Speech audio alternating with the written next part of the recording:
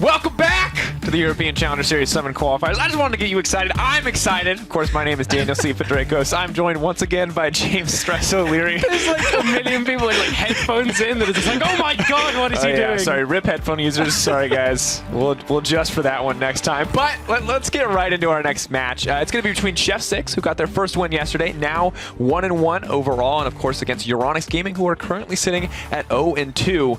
Let's just jump right into that Euronics Gaming roster. It is going to be Phones in the top lane, Obvious in the jungle, Major Felix in the mid lane, Cedrion on AD carry, and Hadao on support. Yeah, and when you look at this lineup yesterday, they played the Caitlyn, they brought that out, played around it really well in the early game. I felt like obviously Caitlyn's going to have a dominating laning phase, and they utilized that pretty well to their advantage. But the problem is, as the game opened up, they've been running a lot of Janna, a lot of Trundle, these compositions which are a little bit more difficult to find fights. And because of that, Euronics keep having these games stall out, and it ends up that they just really can't close. They can't even get a lead and then build upon it. And I mean, there were so many hype moments in that game and so many interesting moments. We talked about that 1v4 almost Baron steal, like the not quite Penta, these crazy moments.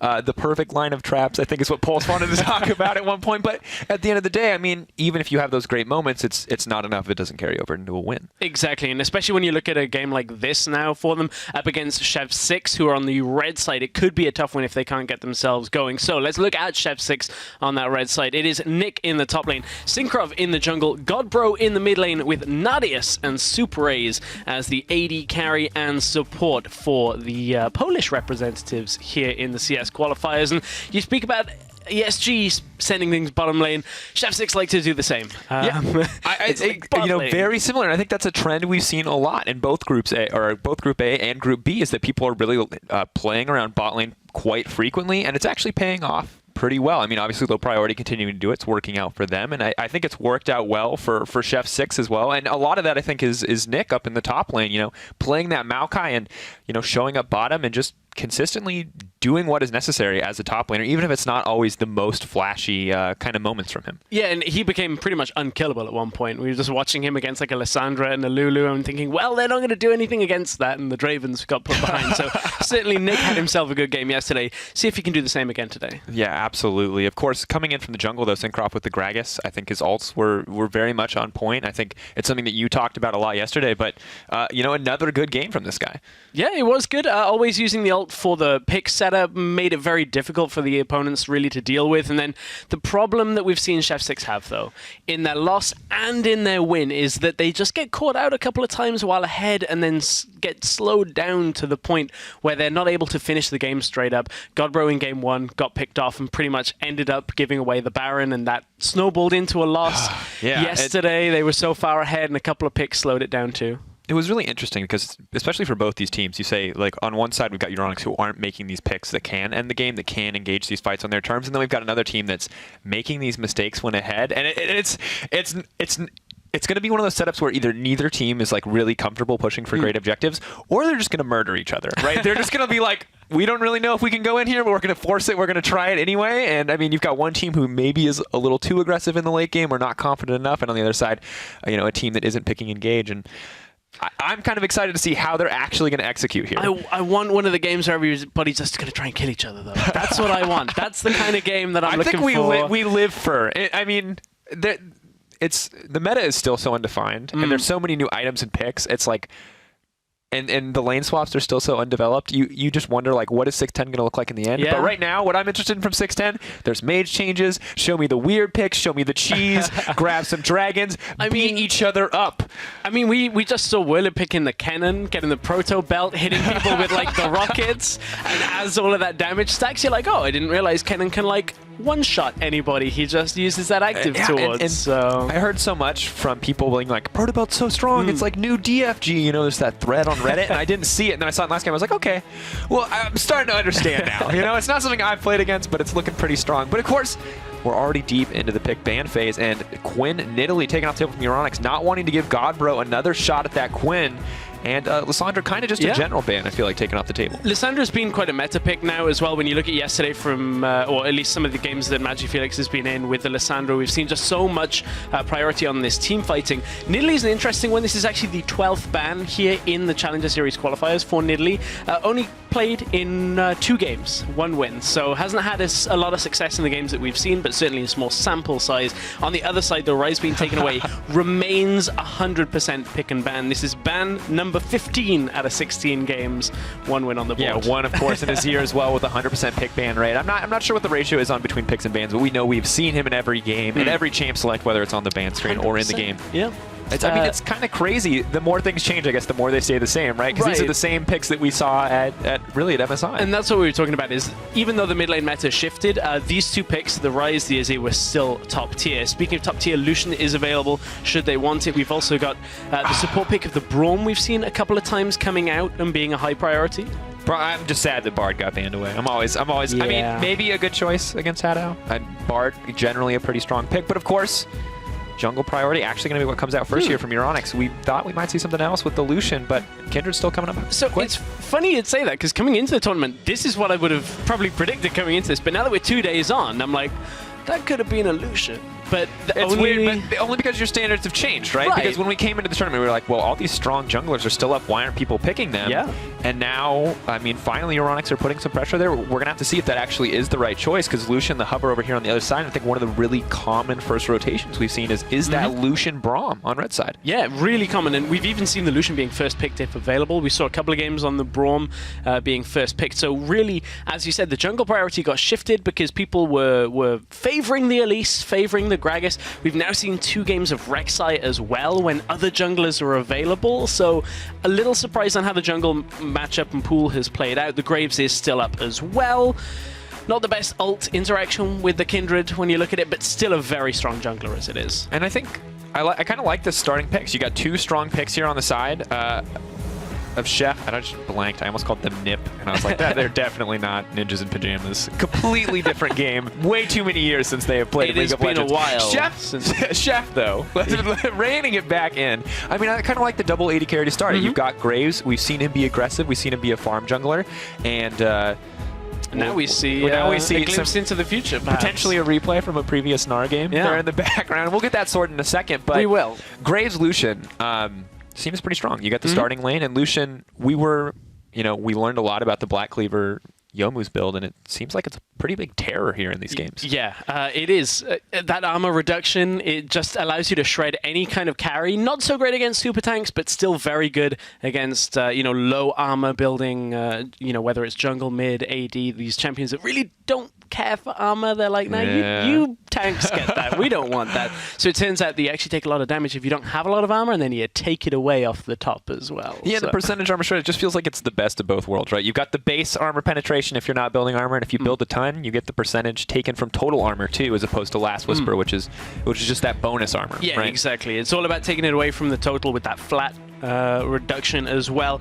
I did get pinged about the Azir rates as well. Azir is still 100% pick and ban when you look at it through all of the games. I know there is a match history missing for Game 2 from yesterday that will get updated, hopefully, if I can get my hands on that as well. Only a 33% win rate, though. 1 out of 3 in the games that it has been played. It makes me so sad, because so many of the plays from all these Azir mid laners have been crazy. Like the Shurima shuffles, the Tokyo drift, they're just like, they're hitting it up. They're making these crazy moves, but I guess it's just not enough in a lot of these circumstances. And Azir banned out. I think that's shifting the priority over to Victor now as we see that locked in. It has. He's been available in pretty much every game so far. I wonder what the response is going to be. We've seen some LeBlancs come out in response to that, and it is God Bro.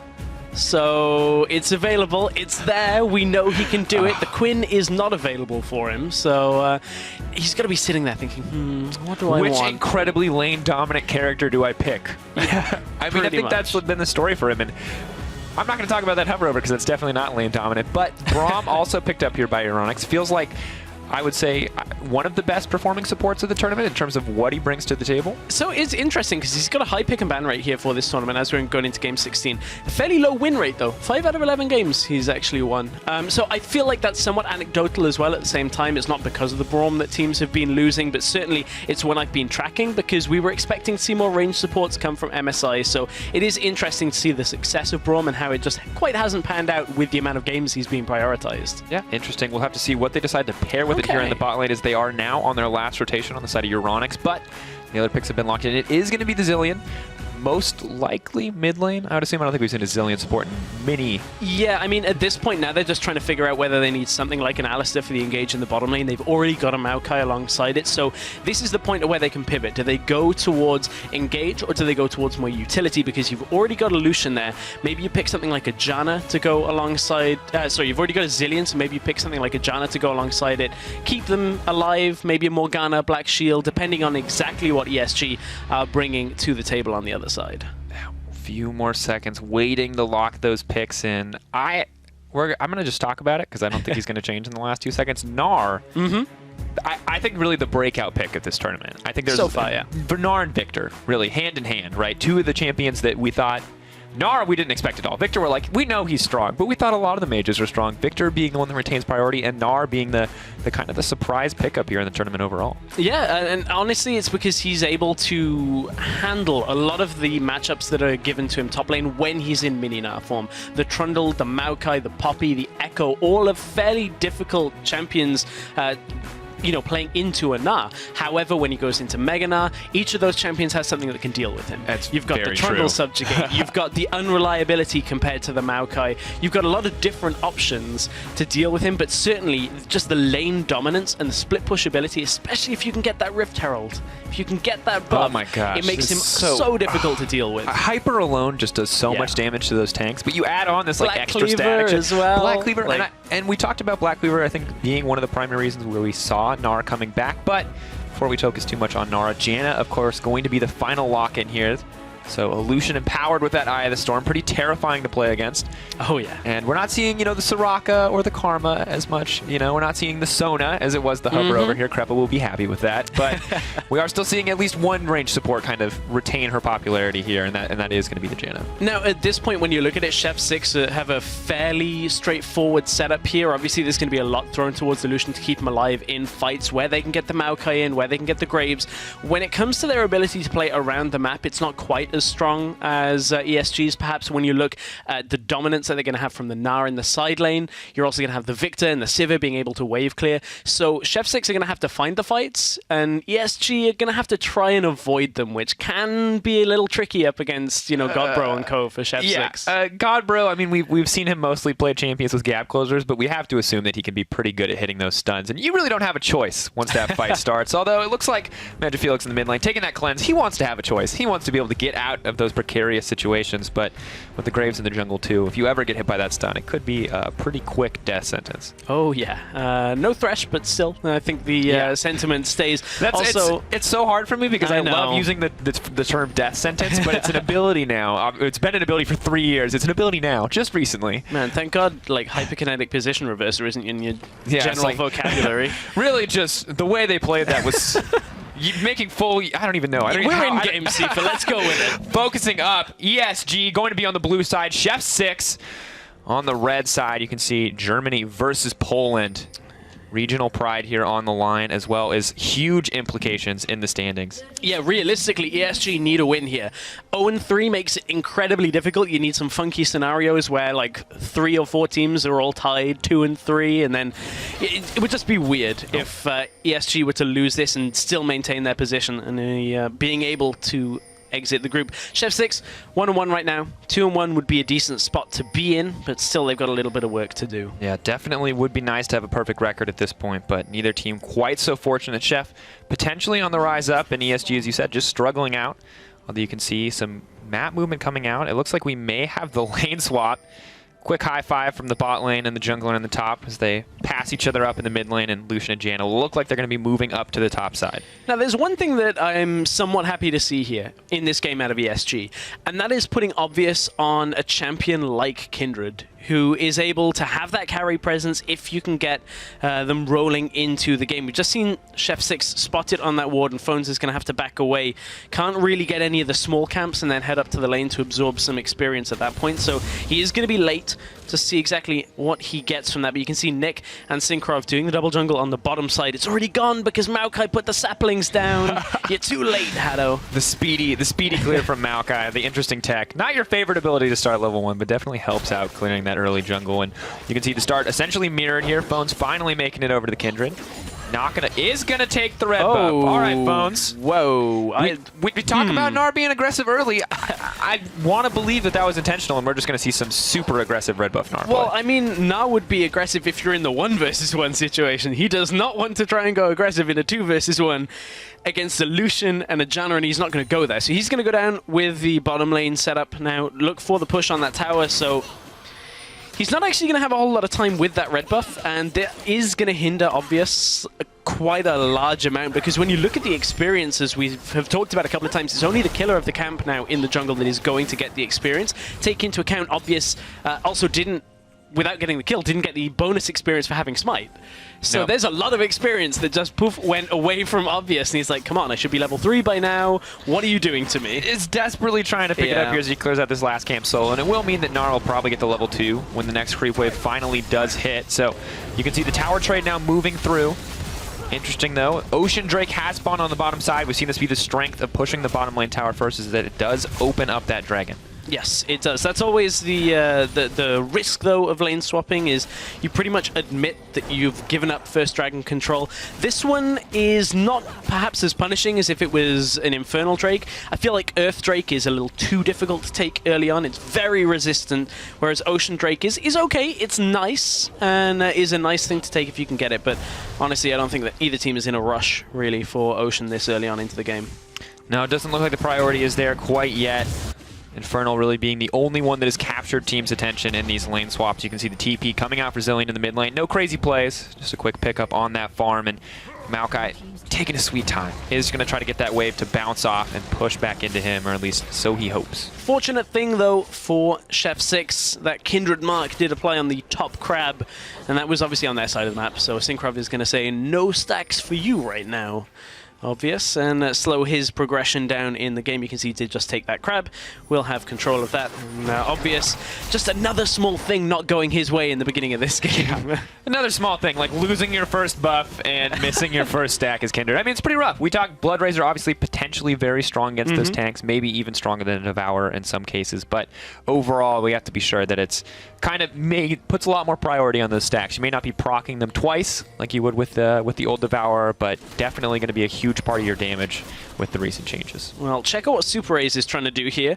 The always very aggressive Janna gank attempt in mid lane. See if you can get that tornado to go through. We saw Soraka ganks at level 1, where I think we saw Afro just run up Q auto. Yeah. Like, you respect that laner. I'll say Janna is perhaps not the most intimidating of supports to be up there. No. But we have found ourselves in standard lanes now, so with the towers down, we'll see how aggressive Phones wants to be here, because if he does push Nick back, as you would expect typically in the Gnar matchup, he's going to be overextending. Yep. You don't really have a choice, unfortunately, when you pick that Gnar. If you're throwing the boomerang to harass, you're throwing the boomerang to push the lane. And what that means is he has to concede the lane now, and now will we see Obvious go up to try and punish this. Phones does still have a level disadvantage in this 1 versus 1 setup, and there is a bunch of creeps in front of him, so he's going to want to take those, and that allows Nick to recall. Now will it be a full reset coming out from Chef 6? It depends on where we see Nick start to run. Yeah, he is going to go back top. Yeah, so it looks like Nick just kind of playing patient, knows he doesn't want to overextend there, knows Gnar will eventually push that back in. But once again, Kindred, luck of the draw not on her side.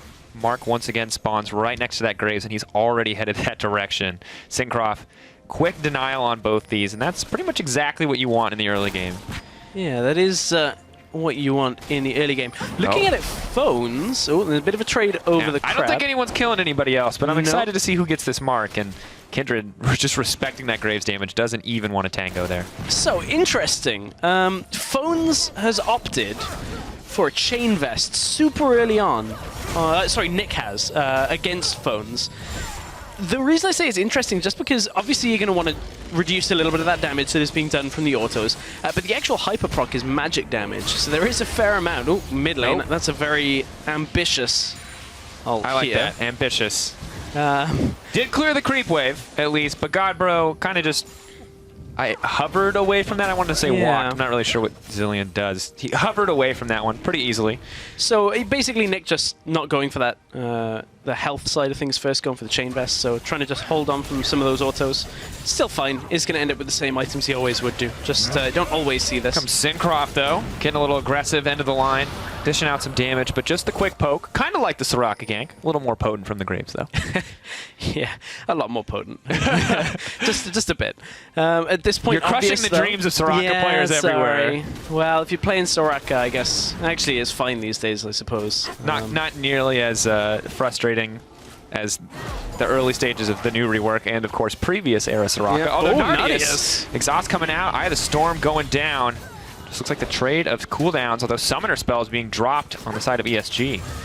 Yeah, opting to use that exhaust fairly early, and Nardius didn't even have to burn anything, so like a small win in that scenario. They are still behind for Nardius and Super A's, so having a recall out is going to compound the lead for ESG, so they may just be happy to trade that Summoner spell in order to force Nardius back. Super A's is going back as well with him. A little bit of a mistiming on both of them, but Obvious gets his stack. He's Finally. got it. Maybe missed the first two, but Maokai could be in trouble. Mininar chasing him down. Mega Gnar on the way. The flash out, the red buff, mounting Dread. Yep. 1 stack, 2 stack, looking for the third. Mega Gnar waiting to go in. Wallop is going to just barely clip him. He tries to hop under the boulder toss. He is going to get it, but I think Nick is going to go down here. Great first blood from Obvious and Phones on the top side. Yeah, and that was just well worked. As we said, if Nard doesn't harass down, doesn't use the boomerang, and just allows that lane to pull back into him, Nick is just going to be too far out. The Gnar is just able to come with the Kindred, and the damage between the two of them is enough to take out anybody, really, that stands in their way. Mid lane, Haddo's looking for this. Bam! Not the Soraka, just the Haddow gank. Moving forward, they're not going to stack up the stun. And Godbro, is he going to get burned down before he can? Oh, just barely gets it out. TP through the back half to keep this fight going. Haddow burning down.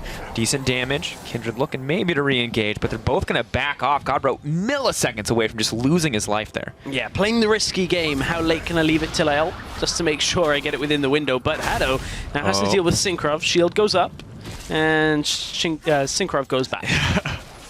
Making his way out of that one. You're going to see Blue Buff passed over to that mid laner. Make it a little bit easier for Victor to push in there overall. But Haddow kind of playing with fire here. The man consistently on the front lines, risking his life, checking out that jungle. Letting the team know that Graves is there burning this stuff down. And him and Cedron just going to have to be happy moving in here on the bottom side. But it's 3v2. They get too over-aggressive. Yes. Now, bottom lane, as Nardius is pushing up. Obvious is later to the punch here than Syncroft, but check out the Sivir wave clear, as always. Oh, always so fun. Just like, hey, I can use one auto with a W and then Q the wave, Auto, and it's W, all gone. auto, nice. auto. Oh, look at Nice. that. Wave is it's just beautiful. It's gone. Although the game of stacks continuing to move in the favor of the side of F6 here. I think, is that the 4th Scuttle Crab? I think has been so. marked consecutively? Well, I mean, yeah, early on it will pretty much just mark the Scuttle Crabs as well. So, but it's just the position on the map has been unfortunate. Playing the game of am I top side when it's there, am I bottom side? So for Obvious, it's been somewhat unfortunate, but did manage to get himself the one. Yeah, it's really the mark of the good Kindred player, right? How lucky are you with your stack spawns? Are they going to be near you? Can you afford to take them? He's, though, not hurting too much at this stage of the game. Continuing to farm up a little bit behind the Graves, but has completed the Blood Razor enchantment. Happy to have that percentage health shred, especially against that Maokai. Yeah. Extra. Sorry, I was going to say Obvious actually only has 1 stack. So it means he didn't swap over to the Maokai while they were killing him. No, he was really determined to mark the Graves. He wants the Graves to be perpetually scared. And I really think it's the Maokai that's going to have to be perpetually scared if this Rift Herald does go down. Yeah. Phones. This is a story we've seen. If you've been keeping up in the tournament, it's a story you've seen too, folks. You know exactly how disgusting this buff can be in the hands of a Gnar versus a Maokai. But Godbro, burning out the ultimate here, respecting that Victor damage, but that is a massive cooldown loss here in the mid lane. Big cooldown, and of course Zilean, ever since the rework, obviously doesn't, W rewind does not work on the ultimate, it's only on the rest of the abilities, so Godbro's going to be aiming for more cooldown reduction. Coming out of his build later, has gone for the cooldown boots, obviously we'll get the cooldown on the teleport there as well, but man, now with that Rift Herald buff up on the top side and the Black Cleaver completed, this is so difficult to itemize now, because you've got a Gnar who, obviously basic attacks are going to deal AD, you've got a Black Cleaver that's going to shred the armor, plus now you've got Hyper and the Rift Herald proc, which deal magic damage. This is It's the moment where, like, as a Gnar, you like turn on like your dirtiest, nastiest gangster rap, and you go up to that top lane and you just start hitting people, and it's just so impossible to play against. Oh man, I don't know how Nick's going to be able to sit in lane now. They're going to have to come up with a different solution here of getting this Maokai into the game. Maybe a TP gank when it is available, but on the same side, Phones has his TP up. And it is earlier than Nyx can be. So we'll see whether they do get a TP out. Mega Gnar has just activated for Phones in the top side. Decent damage going down. Melee form, of course, going to be increased damage on the proc from that corruption stack. So it's not great. We've talked about how Mini Gnar is just superior overall, but you do get little benefits. And looks like they're now geared up for the tower dive here on the top side. Setting up. Oh, Nick. Will his ult be enough to keep him alive in this scenario? Moving forward, but it's only Mini Gnar here, so I don't think they're going to... Yeah, they're not quite able to dive this. The timing not quite right. Yeah, good Arcane Smash, though, as well, at the same time. If he turns to Mega Gnar, they have the crowd control and some of the damage to deal with Nick, but at the same time, if the minions were there at first, it would have been a lot harder. But Nick clears them out. Now mid lane, we're looking at Magic Felix heading up to the rest of his team, though, so I don't think either team is going to want this. It's the 3v3. I was kind of hoping they'd fight it. I was curious to see it come out on top, but maybe not at this stage of the game. The Zilean not your greatest source of consistent teamfight damage. I mean, I really wouldn't want to fight a Gnar that's ahead that is also building Mega Gnar up, a Kindred that has ultimate available, and a Victor that is going to be fairly potent in that scenario. So I think Chef 6 make the right call. Are you telling me you can chain the CC? Are you telling me you can put it together in order? I guess you can. I guess that works that way. It's pretty impressive. Pretty tough to deal with. Obvious, though, happy to grab that second stack. Luck a little bit more in his favor now. That is the 5th Scuttle Crab. We're just keeping track here. I play a decent amount of Kindred, and though I am notoriously mediocre, I do like to keep an eye on that stack RNG. Notoriously mediocre. Notoriously mediocre. You might be the only person in the world, then, that's notorious for just kind of being... Your team's winning, but your score is so bad. Yeah, yeah, all right. You're making smart plays, but your score is so bad. That's pretty much the me playing Kindred in a nutshell. I'm with you. Yeah. We won't even touch how it happens when I play. Oh, God. Yeah. The less we say about that, the better. I came from, like, Zac J4 era. There's too many buttons to push on that champion. Like, look at this. You got to dance so much. I want one combo. I want to push an E and a Q, and I want to hit people, and that's it. And there's just way too many button pushes here. Thank God they made them simpler when you only can ult yourself now. It's just like, well, you weren't standing on me. That's the thing, is like, I was like, that's such a huge nerf for competitive, but I'm going to be so much better at Kindred and teamfights because I don't have to push Alt R anymore. There's no excuses. Just ult. Yeah. Oh. Rough life for the good Kindreds. Good news for us mediocre Kindreds, though. But let's digress from, I guess, personal experience. We got a game to focus on, and Graves now focusing some attention on that bot lane, but he is going to have to use that Raptor sight and is going to spot out this ward. So no surprise gank on the bottom side, but maybe a lot of pressure here, potentially. Yeah, there is that option, but I honestly don't feel like it's in Chef 6's best interest to have gone aggressive if they were in lane there when it comes to a 2v2. Lucian right now has nearly 3k gold. So you know how we talked about the option for more efficient backs for Lucian yesterday because of the longsword build? He's gone, I actually don't care. I could just afford anything, and now I'm going to go back with this amount of money. So he's going to go back, finish up that Ghost Blade, make the start towards the Black Cleaver as well. And honestly, this game's looking okay for now for ESG, but bottom lane, they're in trouble. Collapse on the bottom lane, moving forward. It's going to get blocked out. TP coming in. Response from Maokai could be a little bit late. Gnar moving forward. Janna looking for the disengage. Bones is exhausted. Mega Gnar, he needs to get it if he wants to live. He's going to flash out collateral damage. Not enough, Nardius. Oh, man, he's hungry for blood, but the Boulder going to disengage there, and that was so close. Oh, Phones was like a millimeter away from being in range of the Lucian piercing. Like, that could not quite get the connection on somebody else either. So Nardius flashed forward to try and get the kill. Phones manages to, keep himself alive to fight another day. Problem is, as you can see, Mini Gnar this early on is susceptible to, just taking damage in general. Was 1 versus 3, couldn't quite find the opening or the damage, the auto attacks to get himself into Mega Gnar, so couldn't quite follow up. Needs a little bit more time for that, but Lucian's come back. He's brought up the items we were talking about. That's going to make him a fairly tough champion to deal with. Yeah, overall, that Youmuu's Ghost played 65 AD. Pretty dang strong. And you can see, this is what's really interesting to me, is like Lucian's obviously doing insanely well on the bottom side, but look at the differences in the lanes here. Victor 154 to 129. Gnar in the top lane.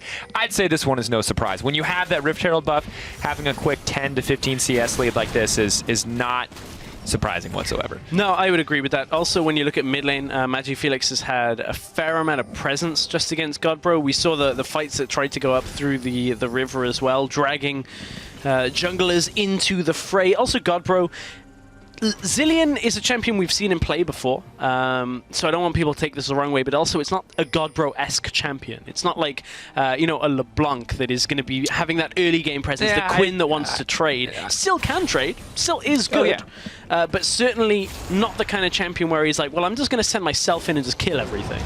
Yeah, and that's what we've seen from him with the Quinn and LeBlanc. It feels like those style champions just match the way that he wants to play the laning phase so much better. Exactly, but yeah, first dragon of the game is not only getting attempted, but it's getting taken right now by Chef 6. The response is topside, though, from ESG. See if they can push onto turrets at this point. They've got the Sivir up there, Braum coming up, but there is a Maokai sat underneath that turret, and nobody really there to defend from Chef 6, other than that Maokai.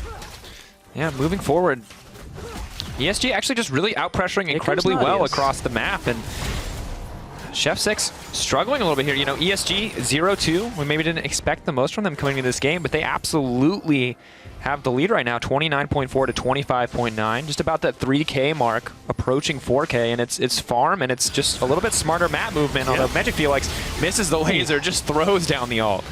And, this is the first game we're really seeing Chef 6 not take the early lead on. So now the question becomes, how do they play from behind?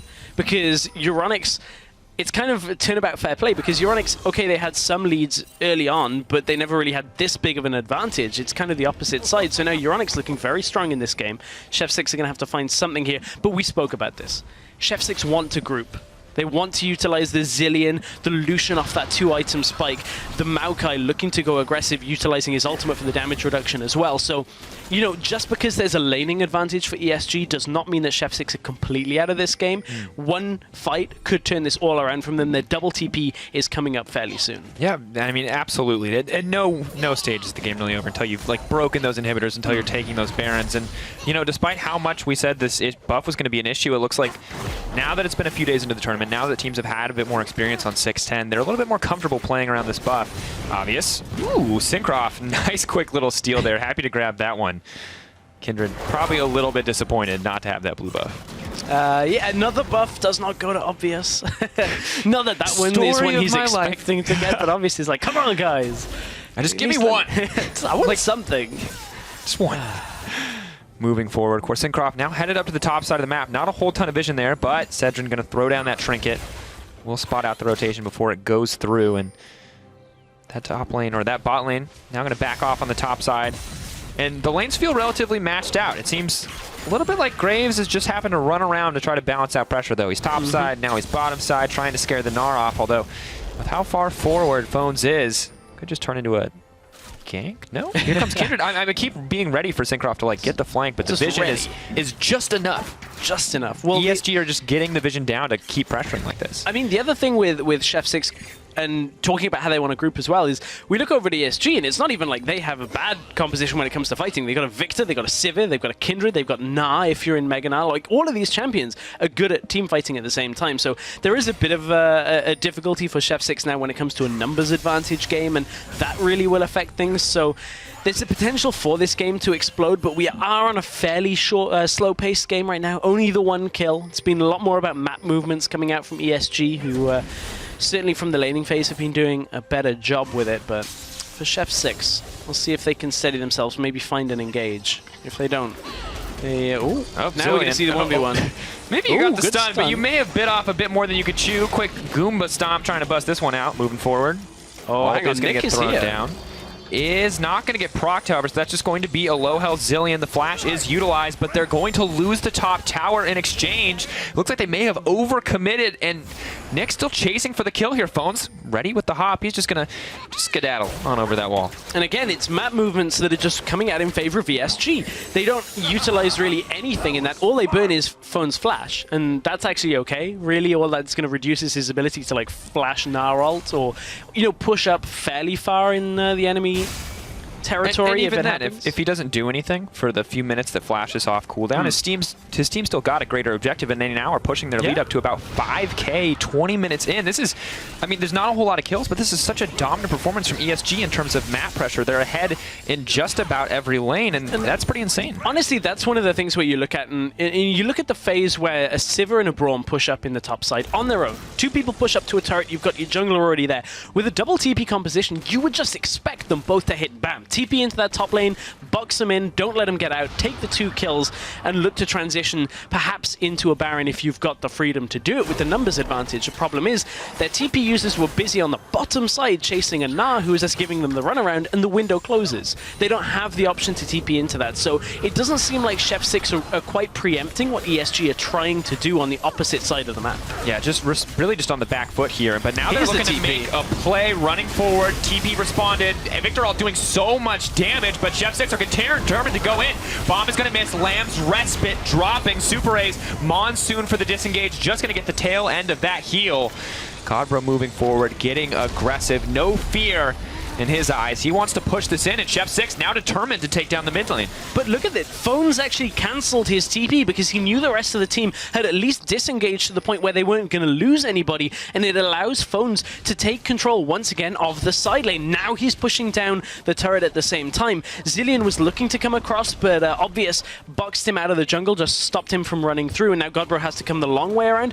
Is that tower going to die? I can't quite see the health on it there. It's about a third of the health. Oh my god, Victor! Whoa. No fear! Flash forward, one more auto to pick up that kill. Magiphilax, we're worried about the bot lane tower and the mid lane. They're just like, we're gonna dunk a couple people down here. Mid lane tower's gonna drop. That was a huge showing of confidence from the mid lane. Man, I should have trusted our observers. I'm sorry, guys. I was like, why aren't you showing me the turret health? Look at my own screen, and in that time, Janna just gets destroyed. Just Sorry, instantly guys. popped. Yeah. Sorry. Now it means a Cloud Drake. Luckily. Well, at least it wasn't first. My curse has been broken, Sifa. Yeah, it's true. Didn't we break it yesterday, though? We did, but Yeah. I'm just, you know. Overall, now it's Ocean Cloud. We'll figure out the final format for you in the end there, just to keep that meme alive forever. I'm going to write it down. Oh my gosh. Ocean. Then we don't have to disagree later on. I like it. I like the initiative. Yeah, exactly. See, we're on top of this, Sifa. You we're may not be ready able to now. see it at home, but we'll keep it keep a track we're for you, ready. Ocean Cloud. We're gonna we'll get it. We'll get it down. We got the cleavers, though, in this game. That's what I was trying to segue into that, but I didn't want to steal your moment. Sorry. But it's you know what's better than one cleaver or 3 cleavers? What is that, Sifa? 2v2 cleavers. Wow, that's 4 cleavers. So much action. The item might be a little strong, I've heard, as we see blue buff go down. Looks like in the favor of Obvious there overall. Yeah, the funny thing is, so it all comes from the cost reduction, really. That's all it took. Of all of like the items in this chain, was it was just like, let's reduce the cost by like 400, see how it goes. We'll take 5 AD off the top of it, and that'll be great, right? And everyone's like, oh, 5 AD, 5 AD. And it turns out it's just good enough now that it's cheap enough, everybody can buy it, shred the armor away, and generally just blow people up. Yeah, it's doing some work. Like, definitely just so oppressive for Maokai in the top lane. You can see he's just building all armor items, and he's going to lose 30% of whatever he invests in because of this. Very quickly as well. Oh, moving forward. Nardius may have overstayed his welcome. Running forward, one more stack is going to proc that stun. Monsoon for the disengage, but Syncroft coming in on the side with the smoke screen. No further aggression, and Godbro. This is such... I love that the time bombs are coming out and Nara's throwing clock towers at Zilean. I feel like that is incredibly appropriate There's here. something very meta in that one. Flash for Flash in the mid lane. Obvious is going to want that trade because of how big of a linchpin the Nardius is going to be for how this composition wants to group together. He's now going to be a little bit less safe. He's still got a Janna and a Zilean and a Maokai to keep him alive, so he's still going to be okay. Yeah, just but at this the same entire time, list of champions. Yeah. Of course, I mean, good news for Obvious, though, as we move forward, as this game has kind of just continuously gone in ESG's favor, as the mid lane could potentially drop here. He's now at 4 stacks on that Kindred, and certainly a Zilean time bombs that much more necessary. Braum caught out. Gravity Field goes down, though. Instant trade. Lamb's Respite not quite soon enough. Reviving there on the back half will still drop in the end. Gravity Field and the Chaos Storm doing so much work. The tank is down already for Chef 6. You look at this situation, this is a tank that's itemized purely anti-AD with all of this armor, and then a Victor runs up to him and says, "Hey, how you doing?" in this middle lane. Pretty bursts him down. Damage reduction not quite enough from his ultimate, and ESG are going to take this turret. As he said, Lamb's Respite not quite at the right time, but it was okay. It saved Nick for a little bit longer. Plus, you know, they had the Zilean ult in that situation, but it's all good for ESG right now. I want to see it. My dream this game is we see the gold lead extend so massively, as I want to see Kindred use the Kindred ult to stop someone who's going to die with Zilean ult, and then it falls off right as it comes up, and then it's like, oh, well, now I guess you've got 200 health instead of a bajillion. Like however much comes up from an AP Zilean mid, right? Oh, that would be the dream. That's the dream. That's the obvious outplay. That's the random, like, super meta outplay for this game. When Kindred ults, and nobody else is dying other than the Zilean. Probably not a good use of that ultimate whatsoever. It could be. Maybe, but like, how do you even, are you counting down the seconds on Zilean? You'd have to be, that's like such a random fringe mechanical outplay. I mean, it's one of those things, is like a Zilean ultimate, you kind of have that feeling just of how long it lasts. Because it's in that window of like a mid duration animation when it comes to it. It's not super short, so you know it's going to last a while, and it's not like 20 seconds long. And it's true. So you just got to feel it out, that 6 seconds. That's fair. Just see, that's how I always feel. I always feel like it's going to be... it's 5 seconds. Yeah, I always think it's so going close. to be like that, and then we watch people play Bard, and despite the fact that it is literally Zhonya's timing, everyone misses the immediate Bard Q follow-up. You are so right. Everyone. Like, I play a ton of Bard, and now maybe I'm not the best player, I miss it all the time. I watch people in competitive play, they miss it all the time. It's the same timer every time. It's the same length as Zhonya. It's an item you've been using since you started playing the game, and you still mess it up. So, hang on. It's a rough life. I was going to say, look at Nick's positioning. The way he's set up on that Fountain platform was looking for that TP, maybe while Phones was in mini-nub, but now he's running out. There were wards around, but they are getting cleared out. But, and of course, now there's such a massive lead, we've been jumping around a lot. We've been getting pretty humorous with it overall. But now that there's this 8K gold lead for ESG, Baron really is the next objective on the table. They've got the vision down. Maokai struggling still to deal with this Gnar. You can see, I mean, Glimpse of the Void just lasts forever. But again, he's recalling out now. Phones don't proc that Mega Gnar. Ooh, 15. And he shows with it. 15-second window. If Maokai wants to get the flank, you can see him waiting in the base, just like you talked about. But look at where Super 8 is. Okay, here comes the TP. Mega Gnar will expire here. It's going to be only Hado, though. Moving forward on the hunt. Is he going to flash forward? Mega Gnar's just going to keep pushing, too. This is perfect, and now he's Mini-Gnar. Now he's Mini-Gnar, and he can keep pushing, and now the Maokai has the recall. You just got the TP Syncrov. They're trying to stop the backs here. Victor just going to back off. Doesn't want to overcommit, but Zilean has to try to clear out these waves. Going to keep running. Phones and stun, not going to land. Good sidestep, yeah. Oh, Never been so hyped. Super A's, this is not what you want. 3 stacks moving forward, starting to burn down. Challenging Smite laid up. Not going to be enough. Can't even finish the channel on the Monsoon. Still uses the cooldown as Obvious grabs that kill. Now they have the man advantage. Now they're taking control of the jungle as Culling just hits him on the back. And this is a much better ESG than what we've seen in the last couple of days. On the other side, Chef 6 just are trying these proactive plays, but aren't really finding the mark. So for ESG, they've controlled the map very well. Now they're onto the Baron, and Obvious has lost pretty much all of his health to start it off. But still... It's Bloodrazor Kindred. Yeah, they're going to back away. It's probably a good call. Bloodrazor Kindred may be strong, but Graves can just fire that collateral damage over the wall and pick that up pretty easy. And the reason is, look at how Phones had to back himself away. They had to back down from that tower. Couldn't really look to keep extending because the rest of Chef 6 was somewhat off the map. They're going to take the Dragon as a consolation prize. You know Chef 6 can't rush that Baron down in this current situation. So 2 Oceans now with a Cloud. On top of that, Elder Drake on the way as well. Yeah, it means ESG in between these small skirmishes are going to be very difficult to deal with because this regen is going to kick in. I mean, yeah, they're already difficult to deal with. They have essentially a 9K gold lead moving forward. Kindred just picked up her 5th stack purely off jungle camps. So not only can they just immediately take that Baron if they want to with the power of Kindred, if they're ever left alone, but also it seems like they're just going to keep regenerating that health and mana out of combat. So every time they leave a lane for even a few seconds, they'll be back to full. Yeah, I mean, I'm looking at what options Chef 6 have available. Realistically, it should have been that Maokai TP. If they'd been able to close the gap quicker, the problem is Chef 6 hadn't already kind of started the aggressive posturing. Obvious getting aggressive, moving forward. Culling comes out. Gravity Field makes sure that there's going to be no follow-up there. But Obvious, look at that No Fear running in to try to duel the Lucian. That's bold. That's what I call that. And that's just a pretty good sign of how far ahead you are. You see, it's like see hero, kill hero at this point. At the same time, though, they know the Zilean is already in the bottom side trying to deal with phones. They know that the Lucian alone isn't going to be enough to realistically deal with ESG. So if Lucian is there with only 1 or 2 people around him, if you get that kill, you instantly start thinking about, okay, well, we've just basically taken the head off of Chef 6 right now. We can rotate out, look for an objective. Gosh. Victor damage, half-healthing the Jaina immediately. Eye of the Storm a little bit late. Gravity Field just sluggishly making its way into that bush, but let's touch briefly ahead. The 10k gold lead, the fight potentially coming in. Is that stunned? Haddow going to get stunned up, damage going down. Not going to find anything else. Syncroft moving forward. Lateral damage comes out. Not going to find anything greater there. Damage traded onto the support in exchange for damage on Syncroft, though, is going to force the jungler to recall from this. Gives them, once again, just a little bit more room on the map. However, ESG are going to concede it for now because Phone's in the bottom lane.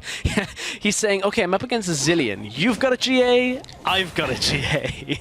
You may have the ability, but I'm just going to build it. But TP coming in here, maybe looking for the flank. Obvious getting incredibly aggressive. Gnar on the backside doesn't have Mega quite yet, but he does have the GA. Challenging Smite drops. Monsoon as well. Nardius, the ult goes down on him. Lamb's Respite coming through as well. Mega Gnar is up. It's ready. He's going to toss him out of the ult. That's a beautiful play moving forward. They're hungry for blood. They're looking for more. Sivir flash forward. Nardius out-dueled in an instant. That's the double kill for Sivir and the fight for ESG. Big fight for ESG. Euronics at that point not only do they get the Gnar ult out of the ultimate into a turret, or the remains of one, so they get a bit of lockdown on top of it. And it looked to be not too bad as Nardius was back on full health. They were thinking maybe we can get this damage out from the Lucian. Turns out Victor rocks up once again, straight through the fight with his damage and just bursts Nardius completely out of this fight, and it's going to result in a Baron for ESG. Their second attempt at it this game. TP has come through from Godbro. He's too late for the Baron itself. ESG just want to fight! No, Gravity Field that pulls him back!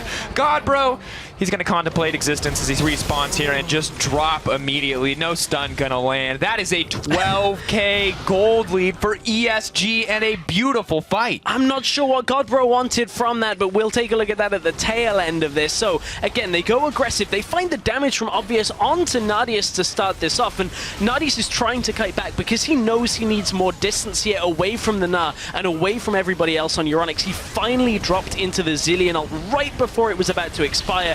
Then came the Gnar follow-up, and look, Nardius thinks he can get some damage out.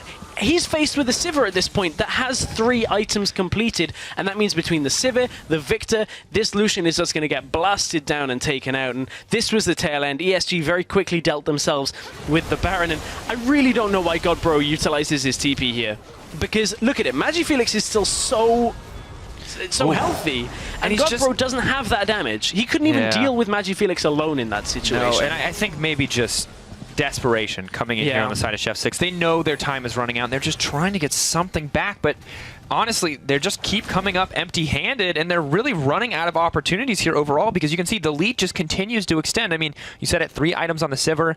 We got 4 items on the Jungle Kindred. That's a Death's Dance Phantom Dancer Kindred, and an on the hunt burn. Oh my god, bro! Not intentional, but we're moving forward. Nick gonna get burned down. Stun coming up from concussive blows. Syncroft on the front lines, but he may have overstayed his welcome. Bones. Mega Gnar smack back. Got him. Oh my god! Wallop gonna grab the kill, grabbing the tower. Inhibitor gonna drop as well. In an instant moment of confidence, ESG are going to move to close out the game. They're gonna look for it. There's no reason why they can't get it at this point. Pretty much all the wave clear is down. That's gonna be the first Nexus turret going down. And ESG, what a turnaround from days 1 and 2 into day 3 here. They have looked like a completely different team here against Chef 6. I mean, absolutely insane performance coming through in 2 massive team fights to close out this game. They built the lead through hard work, through smart map rotation, and they extended it through amazing team play in the air. ESG 1-2 their record, but that was a well-fought victory, and Chef 6 have to be wondering what happened. Yeah, I mean, what happened was they just lost the lanes at the beginning of the game. I mean, they fell so far behind, and really the only part of it would have been Nardius that was doing okay, but at the same time, look at how well the Gnar worked in the top lane, the Victor in the mid lane. Obvious had himself in the game as well. Just honestly, I'm a lot more impressed by ESG in this game than I'm disappointed in Chef 6, because this is now the second game out of 3 for Chef 6 where I'm like, oh, well, you know, you're not living up to what I expected from you. I think it's interesting to see how huge the difference in picks affects the team, like how big of a difference that makes, because Godbro not being on an aggressive champion feels like it changes the entire way the game is played. And when he can't force some attention to that mid lane by being aggressive, by being that threat, it seems like things just get out of control really quickly. Because first it's a Rift Herald buff, then it's a small CS lead in the mid lane, and then you're sending your Graves down to try to make kills. But while your Graves is trying to make kills, those 1 or 2 mistakes that you make, Kindred is suddenly up 20 CS. Yeah, up 20 CS, finally gets the stacks, helps in the lane push, like everything goes their way. Yeah, I mean, really, I think at the end of the day, that's a victory that ESG have to be proud of. And Chef 6, this is a good opportunity. They're even in the score. ESG aren't ahead of them. They've just tied it up. So they have an opportunity to come back to prove that they are the better team. But it's going to be hard pressed, and this is a good chance for them to reevaluate what they need to be doing as a team to really pull out these wins. Yeah, I mean, they have to go back kind of to the drawing board right now, but they're in a tough situation. I mean, think about it. ESG now put a tied scoreline between themselves and Chef 6. They're both now 1 and 2. I mean, you wouldn't have thought that looking at the games previously, but at the same time, now ESG are like, well, maybe we can make a run.